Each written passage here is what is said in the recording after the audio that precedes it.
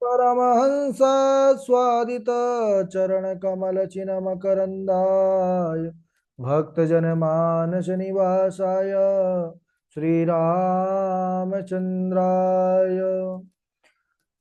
अखण्डमण्डलाकारं व्याप्तं येन चराचरं तत्पदं दर्शितं येन तस्मै श्रीगुरवे नमः। वराहपीडं नटवरवपुः कर्णयो कर्णिकारं बिभ्रदभासा कनककपिशं वैजयन्तीं च मालां रन्ध्रान् वेणोरधरसुधया पूरयन् गोपवृन्दैर् वृंदारण्यम सुभद्रमणम प्राविशदगीतकीर्तिः। श्री राम राम रघुनंदन राम राम श्री राम राम भरताग्रज राम राम श्री राम राम रणकर कस राम राम श्री राम राम शरणं भव राम राम। माता रामो मद पिता रामचंद्र स्वामी रामो मत्सखा रामचंद्र सर्वस्व मे रामचंद्रो दयालुर्नान्यं जाने नैव जाने न जाने अंजनानंदनं वीरं जानकी शोकनाशनं कपीशमक्षहन्तारं वन्दे लङ्काभयङ्करं मूकं करोति वाचालं पङ्गुं लङ्घयते गिरिं यत्कृपातमहं वन्दे परमानन्दमाधवं। भक्ति भक्त भगवंत गुरु चतुर्नाम वपुएक इनके पद बंधन किए नासत विघ्न अनेक। बोलिए श्री राघवेंद्र सरकार की जय। रामायण श्री राम कथा की जय। श्रीमद गोस्वामी तुलसीदास जी महाराज की जय। परम मंगल में अचिंत कल्याण गुणगण निधान सर्वेश्वर सर्वाधिपति अकारण करुणा वरुणालय अकारण करुणा कारक सकल जन कल्य स्वापहारक परात्पर पर ब्रह्म श्री रामचंद्र भगवान अयोध्या नरेंद्र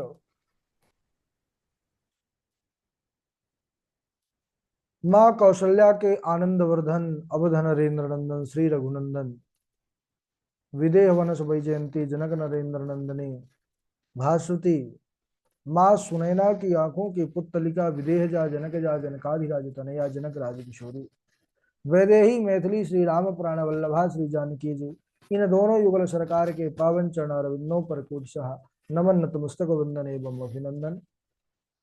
तीनों मैया चारों भैयाओं के चरणों में कोटि कोटि प्रणाम। अनंत बलवंत गुणवंत श्री हनुमान जी महाराज के पावन चरण कमलों पर कूटशः प्रणति। समस्त भूतादिक सिय राम मैं सब जग जानी करहूँ प्रणाम जोरि जुग पानी। सज्जनों, हम सबका यह परम सौभाग्य कि राम कथा की तैयारी का पावन संकल्प लेकर के हम और आप सब एक स्थान पर एक साथ जुड़ करके इस राम कथा मंदाकिनी पर अवगाहन कर रहे हैं।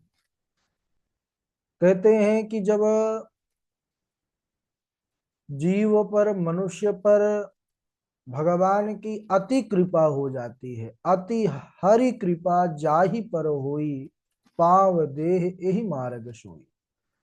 तो अति कृपा हम सब पर हुई तब जाकर के ऐसे पावन चरित्र के तरफ हम अपने मन और बुद्धि को लगाए हुए हैं।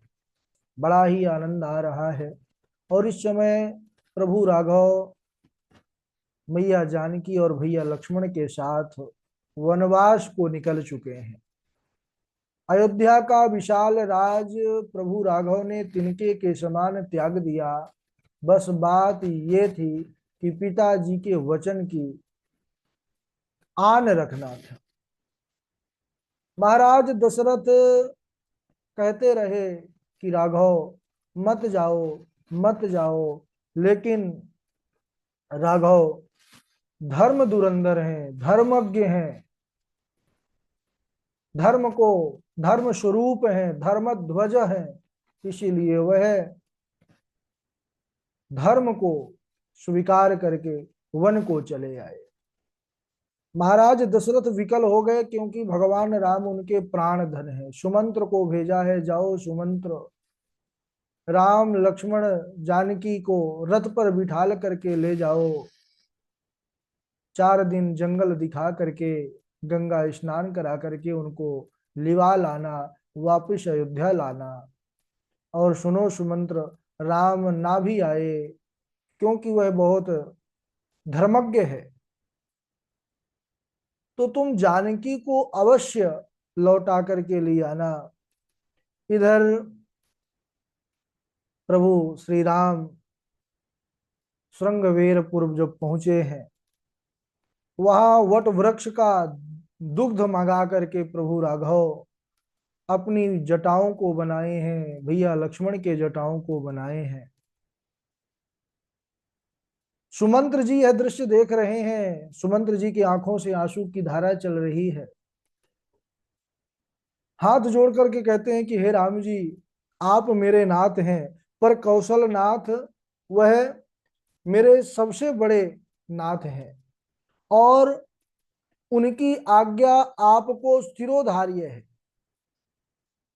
उनकी आज्ञा का पालन सब करते हैं, और वे ही मुझे भेजे हैं कि 4 दिन में आपको वन दिखा करके अयोध्या वापिस ले चलूं।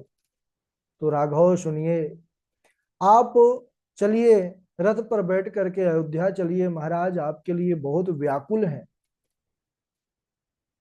और हे राघव, अगर आप ना भी जाएं तो जानकी जी को भेज दीजिए, क्योंकि महाराज ने कहा था कि हे सुमंत्र, राम ना भी आए तो जानकी को अवश्य लेकर के आना।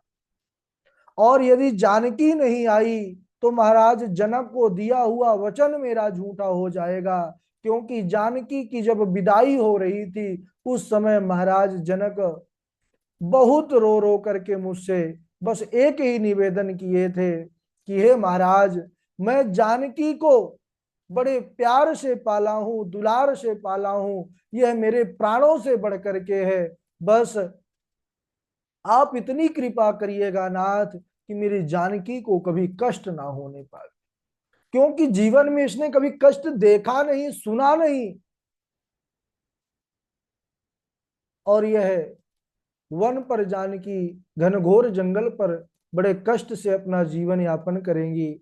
महाराज दशरथ का यह निवेदन, यह उनका वचन है, मैं उनको ही लौटाने के लिए मुझे भेजे हैं कि आप लौटा लाना 2-4 दिन में वन दिखा करके। राम जी सुन रहे हैं सुमंत्र जी के वचनों को, लेकिन कुछ बोल नहीं रहे। सुमंत्र जी राम भगवान के चरणों पर गिर जाते हैं। प्रभु राघव सुमंत्र जी को उठाते हैं और समझाते हैं, कहते हैं कि हे सुमंत्र जी, वह पुत्र तो भाग्यशाली होता है जिसको माता पिता की आज्ञा का पालन करने का अवसर प्राप्त होता है। विधाता ने मुझे यह अवसर दिया है, इसलिए आप इस प्रकार मुझसे वचन मत कहिए, क्योंकि इस समय मेरा प्रथम कर्तव्य है कि मैं अपने पिता के वचनों का पालन करूं, और सत्य को छोड़ना यानी संसार की सबसे बड़ी अपकीर्ति को पाना है, क्योंकि सत्य के समान कोई दूसरा धर्म नहीं है। याद करिए उन महापुरुषों को, उन पूर्वजों को जिन्होंने सत्य के लिए, धर्म के लिए अपने प्राणों को छोड़ दिया, लेकिन उन्होंने कभी सत्य को, धर्म को नहीं छोड़ा। शिवी दधीचि हरिचंद नरेसा, सहे धर्म हित कोटि कलेसा, रंति देव बलि भूप सुजाना, तरमु धरऊ सही संकट नाना, धर्म न दूसर सत्य समाना, आगम निगम पुराण बखाना। सत्य के समान कोई दूसरा धर्म नहीं है। अरे महाराज शिवी हुए, दधीची हुए, राजा हरिश्चंद्र, इन्होंने जीवन में बड़ी विपत्ति और कष्टों को सहाया, लेकिन उन्होंने कभी धर्म और सत्य को नहीं छोड़ा। याद करिए महाराज रंत देव को, महाराज बलि को, हजारों लाखों संकटों को सह करके भी वह धर्म पर अडिग रहे। वेद शास्त्र और पुराणों में यही कहा गया है कि सत्य के समान कोई दूसरा धर्म नहीं है, और इस सत्य का त्याग करने से लोगों में केवल अपयश ही मिलेगा, और प्रतिष्ठित पुरुषों को जो अपयश की प्राप्ति होती है वह उनको करोड़ों मृत्यु से बढ़कर के संताप और कष्ट देने वाली होती है। हे महाराज, आप जाकर के मेरे तरफ से पिताजी को बारंबार प्रणाम कहिएगा, हाथ जोड़ करके विनती कीजिएगा कि मेरे लिए किसी भी प्रकार की चिंता ना करें।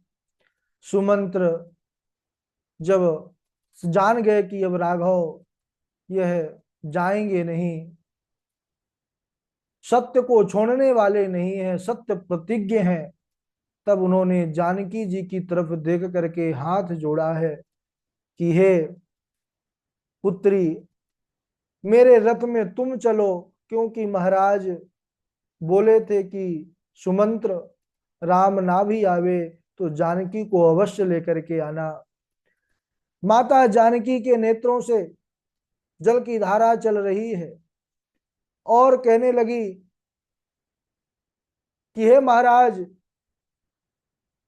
मैं रघुवर के चरण छाया से दूर कैसे जा सकती हूं।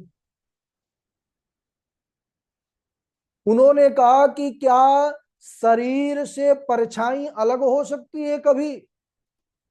क्या सूर्य को छोड़ करके उसकी जो प्रभा है वह दूर जा सकती है?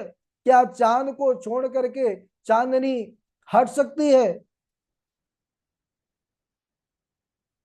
इसी प्रकार प्रभु राघवेंद्र सरकार के चरण कमलों को छोड़ करके मैं एक पल भी कहीं नहीं रह सकती हूं। जहां तक जितने भी नाते रिश्ते हैं वह सब इन्हीं से हैं, इनके बिना सब व्यर्थ है।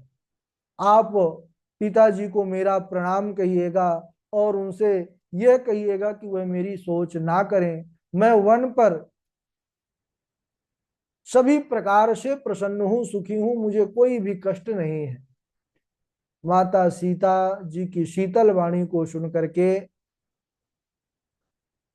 जो सुमंत्र हैं वह ऐसे व्याकुल हो गए जैसे कोई सर्प की मणि को छीन ले और सर्प व्याकुल हो जाता है, उसी प्रकार दशा हो गई सुमंत्र जी की। सुमंत्र जी लौट नहीं रहे, क्योंकि दशरथ जी ने कहा था कि लिवा करके आना, लौटा करके लाना, इसलिए खाली रथ में महाराज के सामने किस मुख से ले जाऊं यह सोच करके वहीं पर खड़े हैं। बार बार राघव कह रहे हैं, बर बस राम सुमंत्र पठाए, सुरसरी तीर आपू तब आए।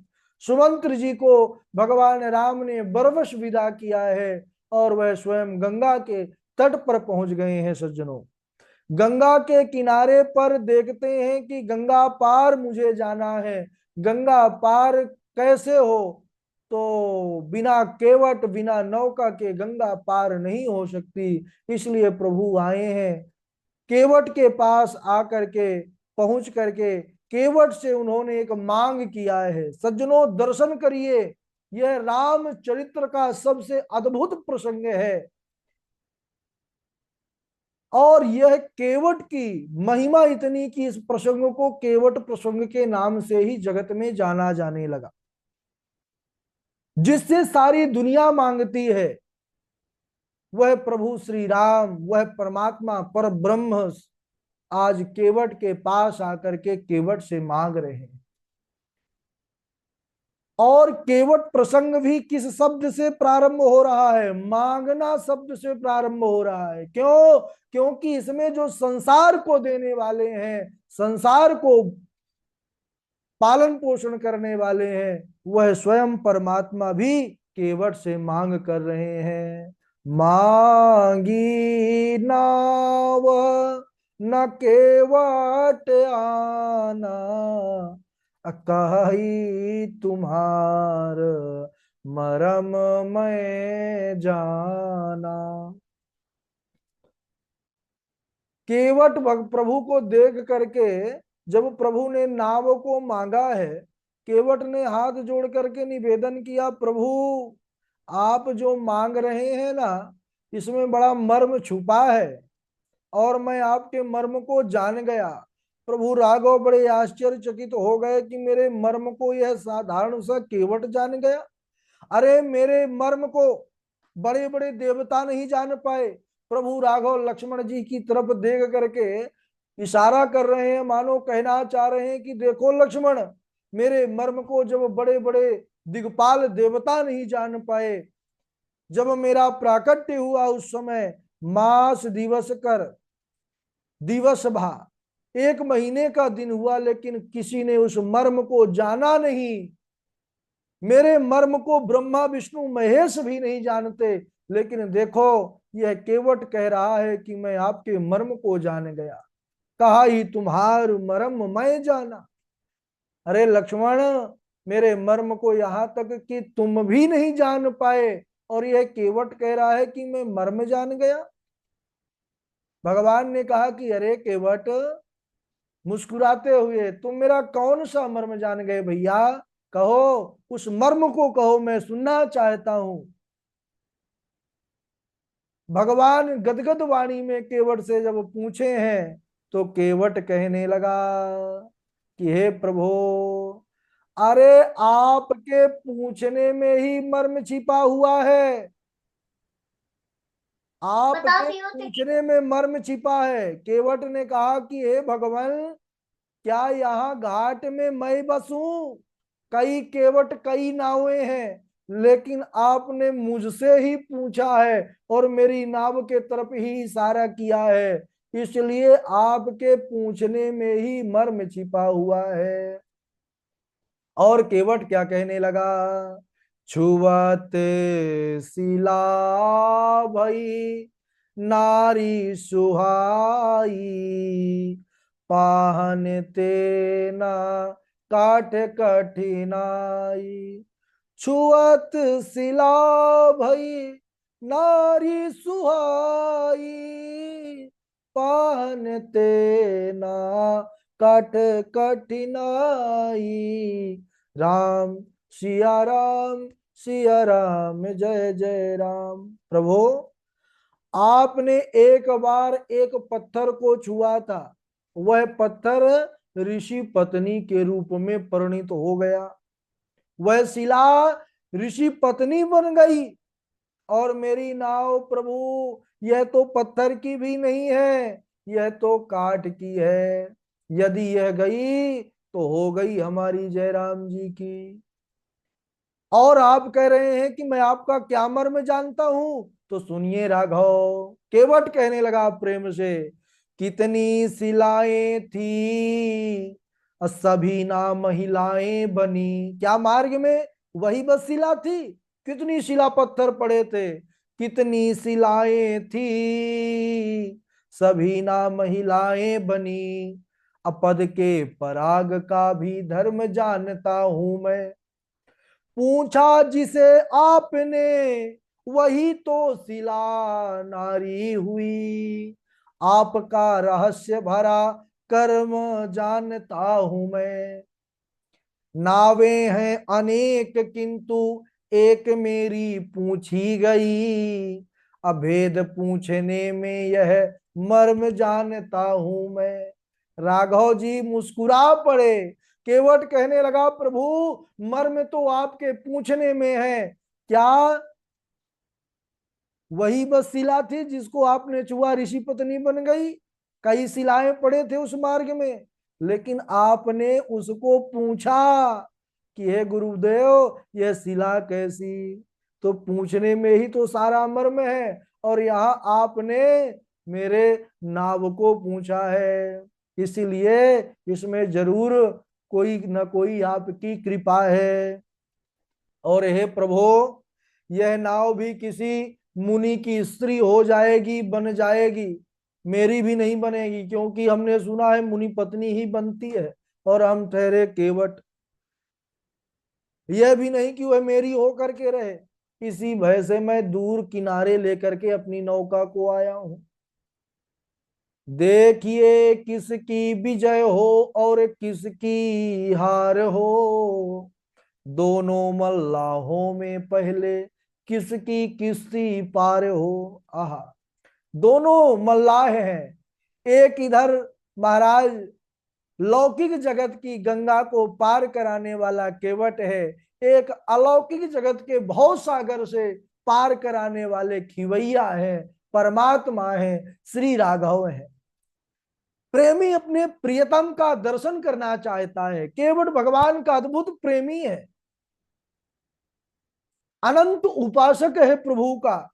और प्रभु का ऐसी रूप माधुरी, कौन ऐसे त्रिभुवन सुंदर का दर्शन नहीं करना चाहेगा। तो प्रभु का दर्शन कुछ ज्यादा समय काल तक मैं करता रहूं, इसलिए वह अनेकों बहाने बनाता है महाराज। बड़ा आनाकानी करता है, तैयार नहीं होता, राजी नहीं होता। अब बतलाइए, यही है प्रभु की लीला कि जिन प्रभु के झलक के लिए बड़े बड़े ऋषि मुनि हजारों हजारों वर्षों तक समाधि लगाते हैं, ध्यान में नहीं आते, और स्वयं साक्षात ठाकुर जिनके यहाँ पहुंच गया है, वह प्रभु को इस प्रकार महाराज कह रहे हैं कि नाव में चढ़ा लो भैया, लेकिन केवट आनाकानी कर रहे हैं अनेकों बहाने के बहाने। आज वह महान प्रेमी केवट सोच रहा है कि नाव ले जाने में जितना विलंब होगा उतना ही आनंद आएगा। क्यों? क्योंकि प्रभु का दर्शन होता रहेगा। अरे बड़े बड़े भी ठाकुर जी का मर्म नहीं जानते, पर केवट यही बोला कि मरम तुम्हार मरम में जाना, कहा ही तुम्हार मरम में जाना, कि मैं आपका मर्म जान गया। जब केवट ने देखा कि प्रभु कहने वाले हैं कि चरण धो लो, तैयार होने वाले हैं, क्योंकि बस इतनी ही केवट की मांग थी, प्रभु मैं ऐसे नहीं चढ़ाऊंगा नौका में, क्योंकि आपके चरणों की रज की महिमा है, इसलिए पहले हम आपके चरणों को बढ़िया से धुलेंगे, उस रज को जो है उसकी महिमा को देखेंगे, और उसके बाद ही आपको नौका पे चढ़ाएंगे। प्रभु राघव तैयार हो गए, चलो। और भगवान का तो कथन होता है, भक्त की जहां मैं वहां, भक्त जैसा चाहे वैसा प्रभु को न चाले, चाहे तू जैसे न चाले मुरलिया वाले। अब इधर जैसे ही वह प्रेमी भक्त केवट को इशारा हुआ, यह ज्ञात हुआ कि प्रभु अब कहने वाले हैं कि चरण धुल लो, तब तक केवट के अंदर लोभ और बढ़ गया। उसके मन में आया कि प्रभु का सर्वांग इतना सुंदर है, अगर इनको एक बार हृदय से लगाने का अवसर पा जाऊं तो मेरा तो जन्म जन्म ही सफल हो जाए, मेरा जीवन धन्य हो जाए। इस प्रकार अब केवट के मन में लालसा बढ़ रही है। भगवान शांत खड़े हुए हैं। केवट कहता है, प्रभु मैं जानता हूं आप जितने शांत हैं ना, आपका सारा प्रपंच मैं जानता हूं, माया कोटि प्रपंच निधाना। अरे इतने शांत बने हो राघव, इतने शांत हो नहीं। मर्म जानने को जब कहा है कि क्योंकि यह भक्त है, ठाकुर जी की कई लीलाओं को जानता है। केवट ने कहा, प्रभु बावन बन करके मांगना जानते हो, विराट बन करके त्रैलोकी नापना जानते हो, पाहन से नारी बनाना जानते हो, पानी पर पत्थर तैराना जानते हो, यदि विराट बन करके चरण बढ़ाना जानते हो तो चरण बढ़ा करके चले जाओ गंगा पर। तब भगवान श्री रामचंद्र हंसने लग गए केवट की इस प्रेम भरी वाणी को सुन करके, और जनक दुलारी की तरफ देखते हैं, कहते हैं कि हे मिथिलेश राज किशोरी, देखो इसकी भावना और आपकी भावना यहां पर मिल गई। माता जानकी ने कहा, प्रभु कैसे? बोले कि यह भी अहिल्या की गति का स्मरण करके चरणों को धुलना चाहता है। कि जिस धूलि का स्पर्श से वह शीला मुनि पत्नी बन गई, और आप भी जिस धूलि का स्मरण करके आपने भी चरण स्पर्श नहीं किए थे। हाँ, जयमाल के बाद माता जानकी के मन में यही आया कि अरे, यह तो वही चरण कमल है जिनकी महिमा मैं सुनी हूं। एक शिला जो है तो छुई, वह बन गई मुनि पत्नी, और मुझे तो राघव जी की दुलारी बन करके ही रहना है। तो कहने लगे, उसी जो है भावना में इस समय केवट ही है। केवट ने कहा, प्रभु नाव पर तो केवल मैं मनुष्यों को ही चढ़ाता हूं। लक्ष्मण जी की नजरें महाराज टेढ़ी हो गई। कहने लगा कि अरे, तुमको हम कौन दिख रहे हैं? अरे, तुमको हम पशु दिख रहे हैं क्या? बोले, महाराज क्षमा करें। लक्ष्मण जी ने कहा कि क्या हम मनुष्य नहीं है? केवट ने कहा, कुमार रुष्ट मत होइए, क्रोधित मत होइए। आप कौन है मैं बता दूं? नहीं है आप मनुष्य। लक्ष्मण जी आश्चर्यचकित हो गए। बोले, हाँ, आप मनुष्य नहीं है। केवट का भाव, अरे प्रलय पयोधि में प्रवीण बनते हो मीन, अनाव मनु की भी तुम पार पहुंचाते हो। बनते हो कमठ महोदधि के मंथन में, पीठ पर धन्य मंदराचल उठाते हो। सिंधु के निवासी शेष सीता, सिंधु की ही सुता, तुम भी सदैव सिंधु में ही सुख पाते हो। जलचर जीव क्या कभी चढ़े हैं नाव में, अतैर कर तीनों तुम पार क्यों न जाते हो? बोले, प्रभु हम जानते हैं आप कौन है। आप जो कह रहे हैं मनुष्य नहीं है, तो नहीं है आप मनुष्य। सिंधु के निवासी शेष हैं आप। सीता सिंधु की सुता, सागर की पुत्री है, और तुम भी सदैव सिंधु में ही सुख पाते हो। हे प्रभु, तो जलचर जीव क्या कभी नाव चढ़ते हैं? तैर करके तीनों क्यों पार नहीं जाते हैं? इस प्रकार केवट महाराज कई प्रकार के यहाँ पर प्रभु के सामने अपने भाव रखता है। प्रभु का दर्शन कर रहा है, प्रभु का दीदार कर रहा है, प्रभु का ऐसा सुंदर स्वरूप है कि उसको लगता है कि मैं देखते जाऊं, क्योंकि जानता है कि एक बार नाव में बैठ जाएंगे, झट गंगा पार हो जाएंगे। और ऐसी मोहिनी सूरत, ना जाने कितने तपस्या के बाद आज प्रभु का दीदार हो रहा है, दर्शन हो रहा है। जी भर के मैं इनको निहार लूं। भगवान श्री राम केवट की भक्ति से प्रसन्न होकर के अंत में बस यही कहते हैं कि हे केवट भैया, जैसे तुम्हारी नाव बनी रहे, तुम वही करो, जो तुम्हारे मन में आए सो करो। इतना सुनते ही वह केवट महाराज धन्य हो गया, एकदम प्रसन्नता से भर गया, और अपनी पत्नी को आवाज देता है कि लाओ, कठौती में गंगा जल भर कर के ले आओ। और उसके बाद फिर किस प्रकार राघव जी के चरण धुलता है, कैसे गंगा पार कराता है। बड़ा सुंदर भाव है सज्जनों। लेकिन आज यहीं तक, क्योंकि हम सबको विधिवत रूप से लिखना भी है, तैयार भी करना है, इसलिए आज यहीं तक। श्री राघवेंद्र सरकार की जय। इसके आगे हम अगले दिवस बारी बारी से सब लोग सुनाएंगे। सर्वप्रथम देवेश जी हमारे हैं, देवेश जी के बाद चमन लाल जी, हमारे चमन लाल जी हैं, और रसिका शर्मा जी हैं, नैना किशोरी हैं, पूर्वी जी हैं, और सोनिया शर्मा जी हैं, संतोष मिश्रा जी हैं, और सुष्मिता त्रिपाठी जी हैं। ठीक है, नेहा पाठक जी हैं, चेतना देवी जी हैं, पावनी जी। चलिए प्रारंभ करिए देवेश। राधे राधे जी, प्रणाम। हाँ जी देवेश जी।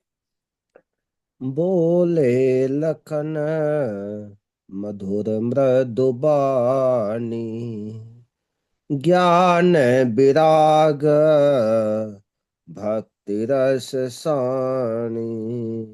काहू न को सुख दुख कर दाता, निज कृत कर्म भोग सब भ्राता।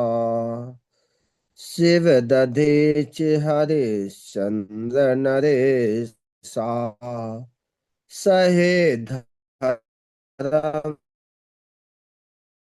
में रंति देव बले भूप सुजाना।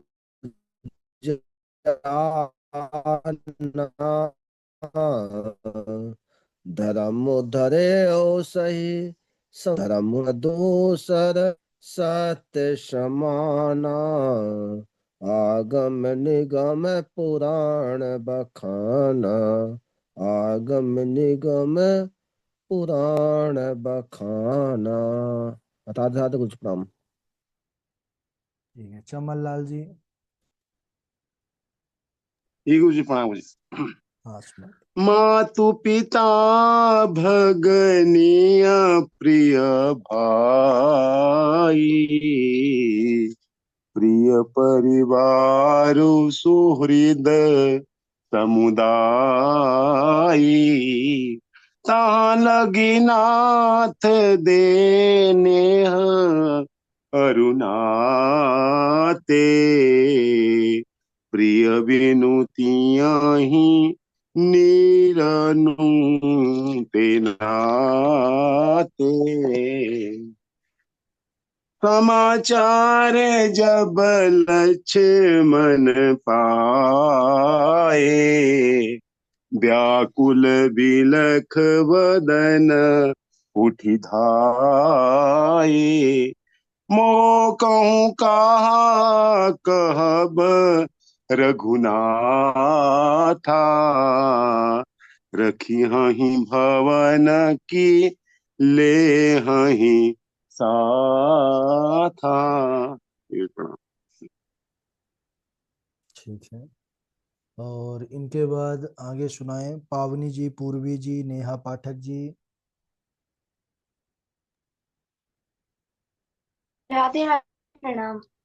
हाँ सुनाइए।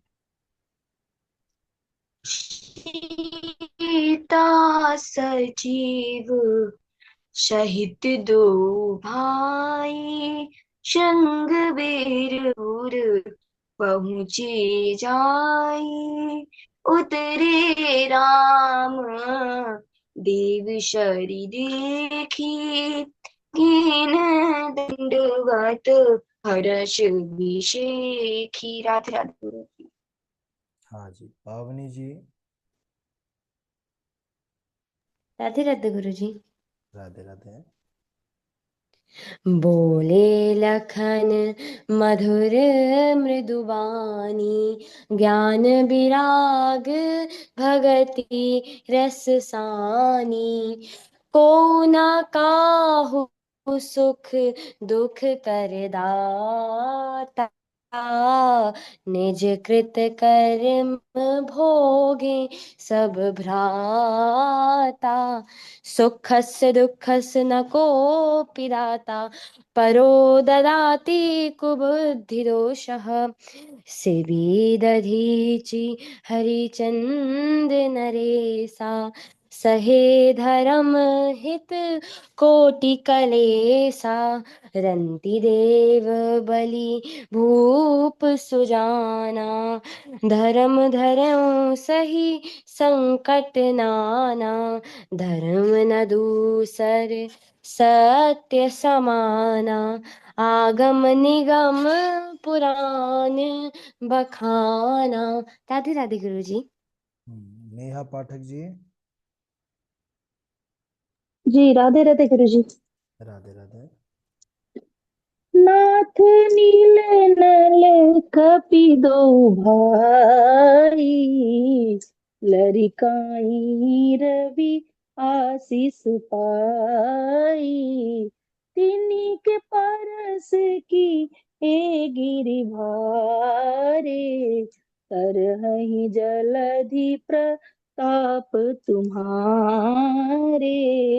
राधे राधे गुरु जी।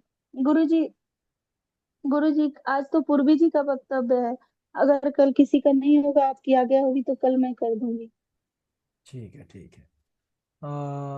अब सुनाए। कौन? रसिका जी भी जुड़ी हुई हैं। राधे राधे गुरु जी, लेकिन हम हाँ। आज ही आए हैं गुरु जी, तो हमें कुछ ऐसे याद अच्छा नहीं अच्छा, है। ठीक है, कोई बात नहीं, कल से सुनाइए आप। जी और कल से सुना देंगे हाँ, गुरु जी। चेतना देवी जी हैं, नैना किशोरी जी हैं, आप दोनों। जी गुरु जी प्रणाम, राधे राधे। राधे राधे। सिबिदधि हरे चंद नरेसा, सहि धरम हित कोटि कलेसा, रंति देव बलि भूप सुजाना, धर्म धरे सही संकट नाना, धर्म न दूसर सत्य समाना, आगम निगम पुराण बखाना। गुरु जी प्रणाम, राधे राधे, जय श्री।